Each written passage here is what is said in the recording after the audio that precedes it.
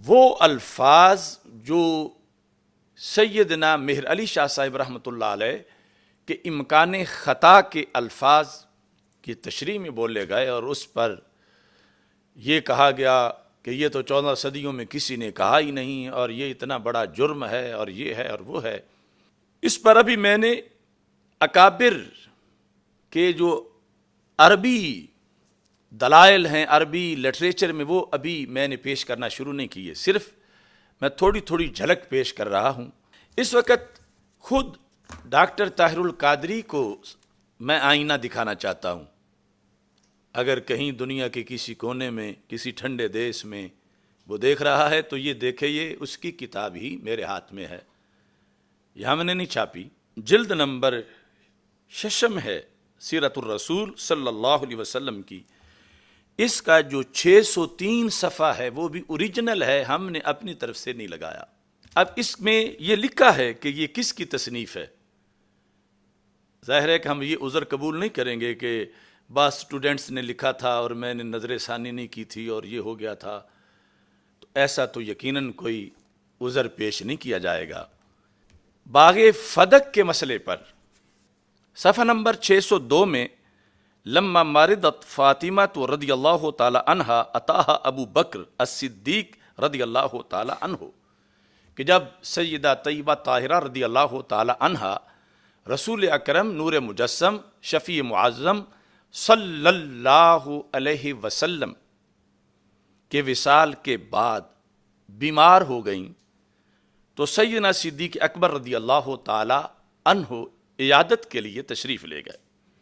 یہ سنن کبریٰ کی جو حدیث ہے وہ انہوں نے ذکر کی، جس کے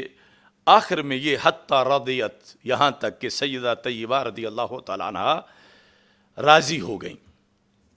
اس حدیث کو درج کرنے کے بعد جو لفظ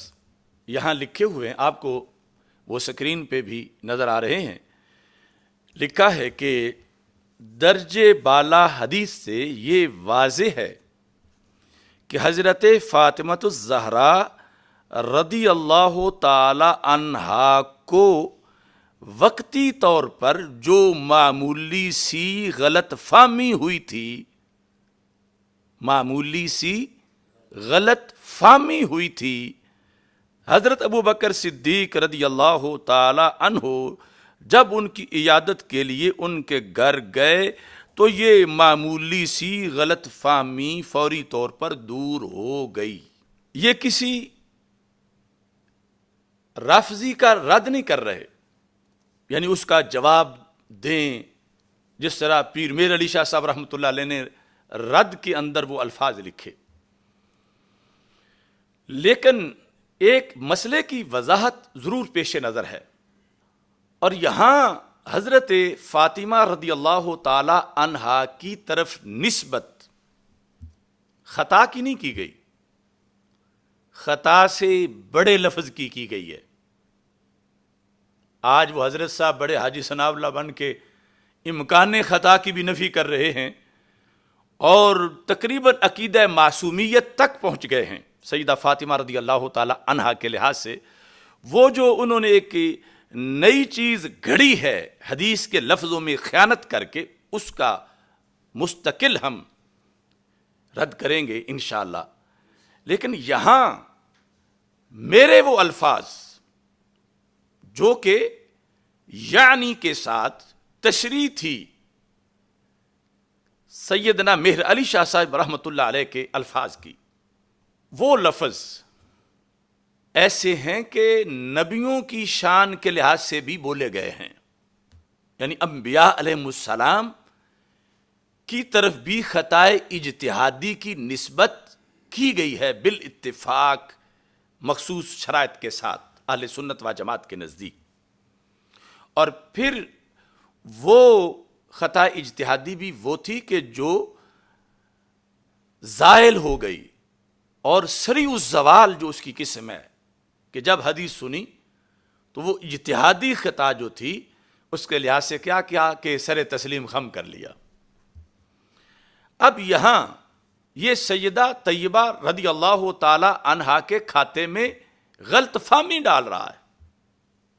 کہ ان کو غلط فہمی ہوئی، تو ناظرین توجہ کیجئے، ایک ہے خطا فی الاجتہاد اور دوسری ہے خطا فی الفہم۔ خطا فی الفہم کو اردو میں اس نے چونکہ خطا کا غلطی سے ترجمہ کیا تو پھر غلط فہمی کہا جاتا ہے، خطا فی الفہم۔ خطا فی الاجتہاد کا تو شریعت میں درجہ ہے، خطا فی الاجتہاد عیب نہیں، خطا فی الاجتہاد نقص نہیں، اور خطا فی الاجتہاد تو مجتہد کے شایع نشان ہے، اور دوسری طرف غلط فہمی تو فہم کیا ایک معاذ اللہ قصور ہے؟ سجدہ کے لحاظ سے نہیں، عام لوگوں میں جب اس وقت کہا جائے ایک طالب علم سبق سنانے گیا،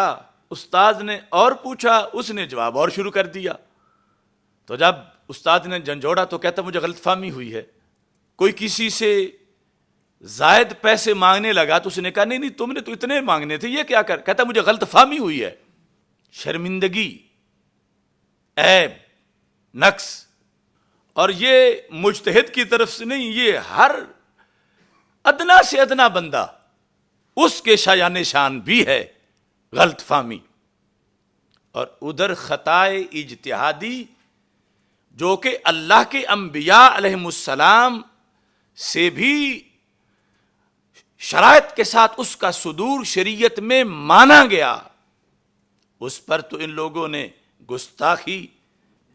کے لفظ بولنا شروع کیے۔ تو اب مجھے جواب دیا جائے کہ اگرچہ یہ کہا ہے معمولی سی غلط فہمی، مگر غلط فہمی تو ہے نا، یہ خطا فی الاجتہاد نہیں، یہ خطا فی الفہم ہے۔ خطا فی الاجتہاد پر ایک نیکی ملتی ہے، خطا فی الفہم پر نیکی نہیں ملتی۔ خطا فی الاجتہاد جو ہے وہ عیب نہیں، خطا فی الفہم عیب ہے۔ تو یا تو یہ طاہر القادری اور اس کی پوری کمپنی کوئی ذخیرہ حدیث سے یہ حدیث بھی دکھا دے کہ اذا اخطا فی الفہم فلہ اجر، کہ جب کسی نے کسی چیز کو سمجھنے میں غلطی کی، یعنی غلط فہمی کسی کو ہوئی تو اس کو اجر ملے گا۔ پورے ذخیرہ حدیث سے ایسی حدیث لے آئیں۔ تو پھر ہمیں یہ تانے دے رہے تھے کہ گلشن سے ایک کلی کیوں مرجھائی ہے اور ادھر پورے گلشن پہ حملہ، اور جبکہ ہمارے دلائل ہیں کہ یہاں تو کلی پہ بھی حملہ نہیں ہوا، چونکہ حدیث ہم پیش کر رہے ہیں، اور اس حدیث کے تحت 14 صدیوں کے ائمہ کی آراء ہیں، ان کے فتوے ہیں، میں پیش کروں گا انشاءاللہ۔ اور یہ جو کچھ اس شخص نے لکھ دیا ہے غلط فہمی، اور 2 بار لکھا ہے، اور پھر آگے غلط فہمیاں مطلقاً، تو یہ کس منہ سے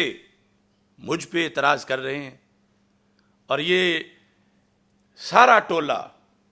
جو اس سے امیدیں باندھے ہوئے ہے کہ وہ اس سلسلہ میں پتہ نہیں کوئی پہاڑ کھود کے کوئی دلائل نکال لے گا، نہیں، 14 صدیوں کا اہل سنت کا جو عقیدہ ہے اللہ کے فضل سے اس پہ میں پہرا دے رہا ہوں، اس مسئلے میں بھی جیسے کہ دیگر موضوعات پر۔ آئینہ دکھایا آج ڈاکٹر طاہر القادری کو کہ اپنی کتاب دیکھو اور اس کے اندر یہ تم نے سیدہ کے آداب کے خلاف جس کی واضح طور پر جو تانے بانے جو ہیں وہ گستاخانہ اور تنقیص کے مفہوم سے ملتے ہیں، ایسا کیوں کیا گیا؟ گزشتہ دنوں اس نے مسئلہ باغ فدق اور خطا کے موضوع پر جو کہا وہ ایک مستقل اس کا بڑا بھرپور رد ہے، اور جو اس نے خیانت کی الفاظ کے مفاہیم کے لحاظ سے انشاءاللہ بہت جلد